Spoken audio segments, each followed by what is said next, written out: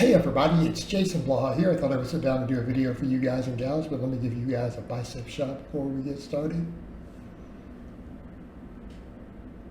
Oh, Mount Bicephalus. Alright, now that that's out of the way, let's talk about something. I have this question come up every now and then, and it's actually a question I have seen asked many times in the online fitness community, going back over a decade, and that is this entire topic of for muscle growth specifically, for our gains, not talking about your power lifts, your big three, getting a 600-pound deadlift.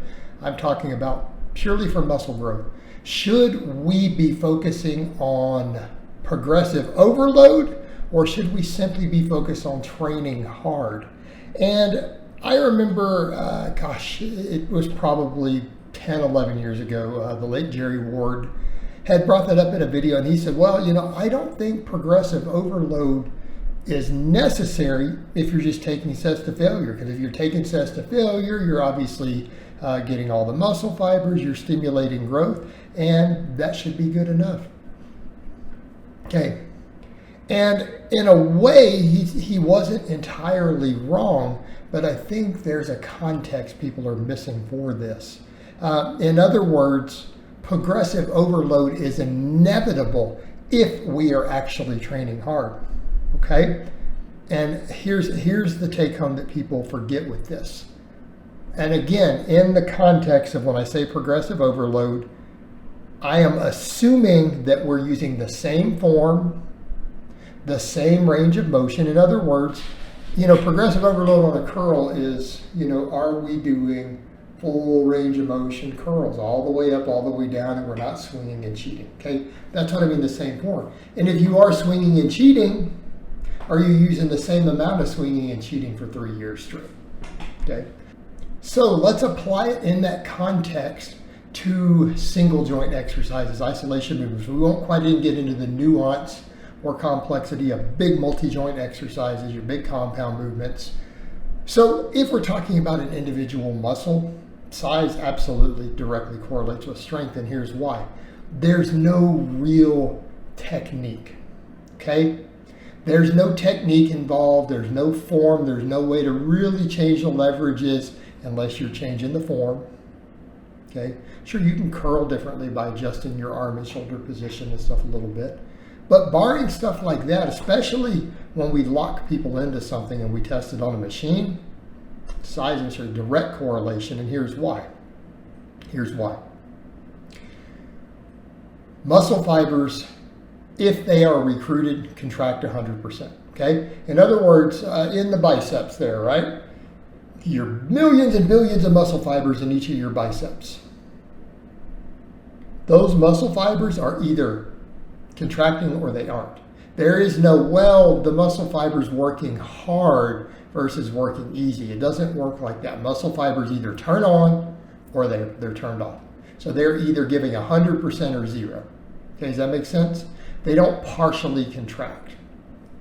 The amount of force that a muscle fiber produces, obviously different muscle fiber types produce slightly different force per unit of volume, but their cross-sectional area is directly proportional to how much force they contract with, because they go 100%. So there is a size principle involved there. So in other words, if an individual muscle fiber out of those billions grows 20% larger, it will produce 20% more force, okay?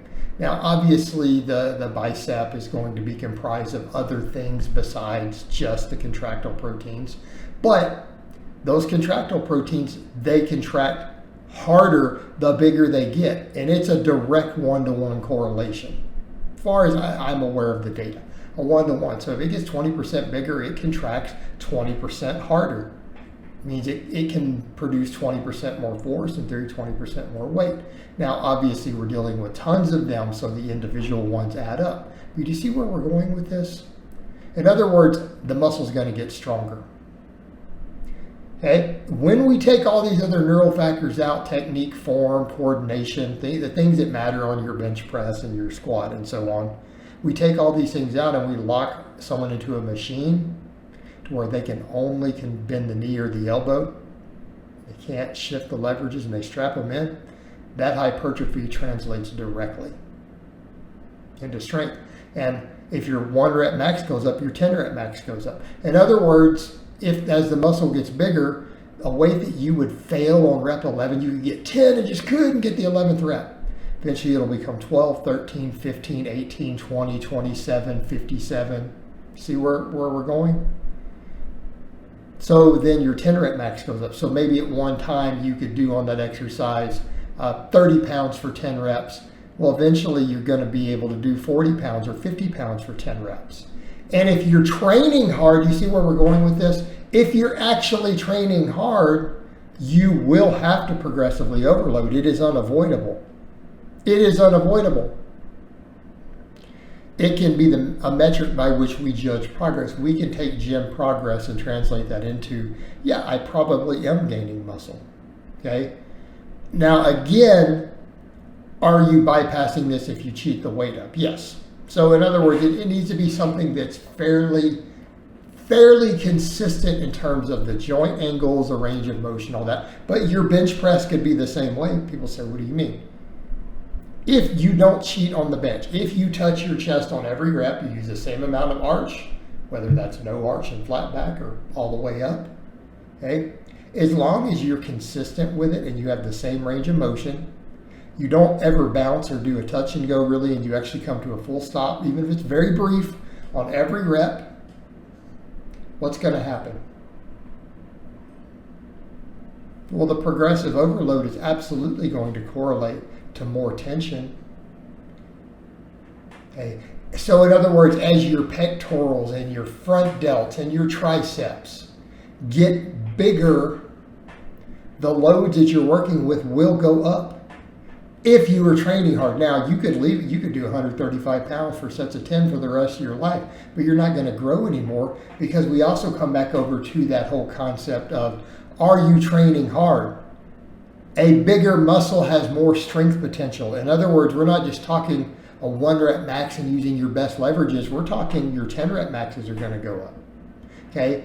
We will reach a point, particularly from your early days of training, to where your 1 rep max might become your 20 rep max one day.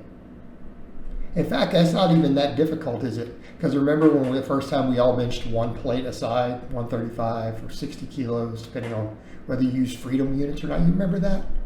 How many of us can do that for more than 20 reps after years of training? I'm going to say a whole lot of us. Pretty common, not unusual for people who've been training 10 plus years for men. Pretty common. So a weight that you couldn't even max with is going to become your 20 rep max. So if you are training hard, you will have to progressively overload. Like, you can't separate the two. All right, guys, but that's really all I have to say on that today. I hope it's been informative, and I'll talk to you guys and gals next time.